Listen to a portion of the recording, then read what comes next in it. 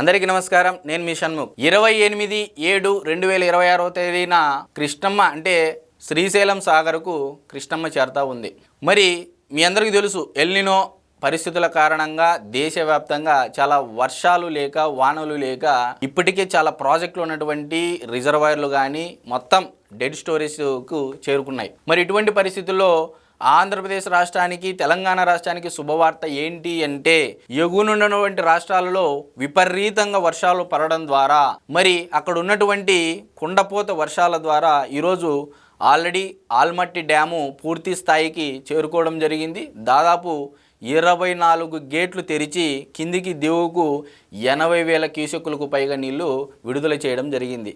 మరి ఆల్మట్టి కిందన నారాయణపూర్ డ్యామ్ ఉంది. మరి ఆల్మట్టి డ్యామ్ జలాశయం కెపాసిటీ మీ అందరికీ తెలుసు, 132 టీఎంసీలు దాదాపుగా సుమారుగా మరి 112 టీఎంసీలకు పైగా ఇప్పటికే స్టోరేజ్ చేయడం జరిగింది. మరి అదేవిధంగా ఆ నీళ్లు నారాయణపూర్కు చేరడం జరిగింది. నారాయణపూర్ కూడా 30 టీఎంసీలు కెపాసిటీ. మరి అక్కడ కూడా ఆల్మోస్ట్ దగ్గరగా సుమారుగా చేరడం జరిగింది. అక్కడ కూడా గేట్లు ఎత్తడం జరిగింది.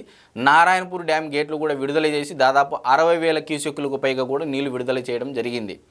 మరి ఇదంతా ఎందుకు చెప్తున్నానంటే, జూరాలకు నారాయణపూర్ నుంచి జూరాల ప్రాజెక్టుకు దాదాపు 180 కిలోమీటర్లు ఉంటుంది.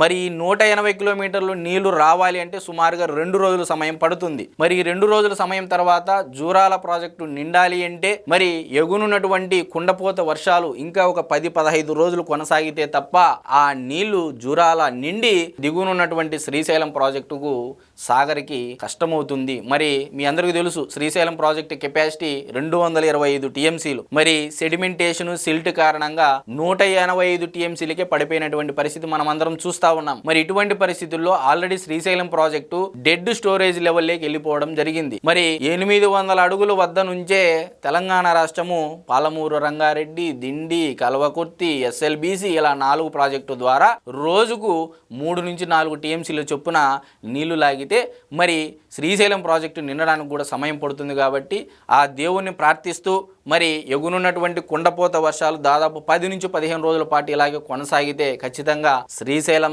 అదేవిధంగా నాగార్జున సాగర్ కూడా నిండేటువంటి అవకాశాలు ఉంటాయని చెప్పేసి నేను కోరుతా ఉన్నా. మరి అదేవిధంగా శ్రీశైలం ప్రాజెక్టు నిండితే ఫస్ట్ ఆనందించేటువంటి వ్యక్తులు ఎవరైనా ఉన్నారు అంటే అది రాయలసీమ వ్యక్తులు అనేది మీ అందరికీ తెలుసు.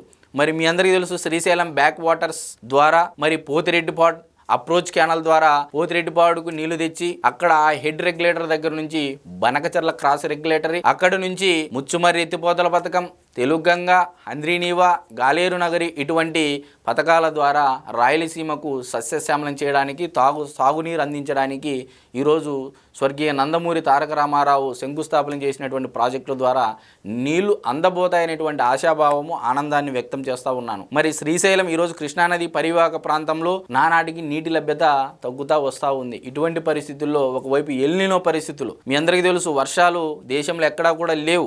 నిన్నటి రోజున ఈ రోజున భారతదేశ వాతావరణ శాఖ కూడా ఒక హెచ్చరిక జారీ చేసింది. ఏమని, దాదాపు 19 రాష్ట్రాలకు కుండపోత వర్షాలు రెడ్ అలర్ట్ కూడా జారీ చేయడం జరిగింది. చాలా భారీ వర్షాలు, వరదలకు కూడా అవకాశం ఉంటుంది అని చెప్పేసి. ఆల్రెడీ గోదావరి నది వరద కూడా ఉధృత కొనసాగుతూ ఉంది. గోదావరి నదీ జలాలను కూడా పట్టిసీమ ద్వారా కృష్ణా డెల్టా లేకేయడం జరుగుతూ ఉంది. మరి కృష్ణా డెల్టా ప్రకాశం బ్యారేజ్ లేకేస్తే కృష్ణా డెల్టా ఆయకట్టు స్థిరీకరణ కోసం ఏవైతే శ్రీశైలం ప్రాజెక్టు నుంచి నీళ్లు విడుదల చేస్తారో పట్టిసీమ ద్వారా అవి భర్తీ అవుతున్నటువంటి నేపథ్యంలో ఖచ్చితంగా ఈసారి చంద్రబాబు నాయుడు గారు శ్రీశైలం ప్రాజెక్టు ద్వారా రాయలసీమకు వీలైనంత ఎక్కువగా నీళ్లు అందించాలని చెప్పేసి సీఎం గారికి కూడా నేను విజ్ఞప్తి చేస్తూ, మరి నిమ్మల రామానాయుడు గారు కూడా విజ్ఞప్తి చేస్తూ ఎల్నినో పరిస్థితుల కారణంగా రాయలసీమలో ఉన్నటువంటి 4 జిల్లాలకు తాగునీరుకు కనీస ఇబ్బందులు లేకోకుండా చూడాలి అని చెప్పేసి నేను కోరుకుంటూ అందరికీ నమస్కారం.